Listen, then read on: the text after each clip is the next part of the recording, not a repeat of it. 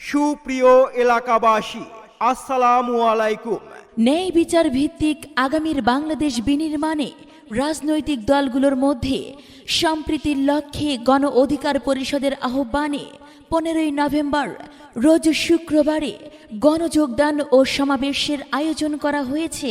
সমাবেশে বক্তব্য রাখবেন কেন্দ্রীয় ও স্থানীয় নেতৃবৃন্দ। স্থান মতলব নিউ হোস্টেল মাঠ। স্থান মতলব নিউ হোস্টেল মাঠ। সময় 2টা 30 মিনিট। সময় 2টা 30 মিনিট। আয়োজনে গণ অধিকার পরিষদ জিওপি মতলব দক্ষিণ উপজেলা শাখা।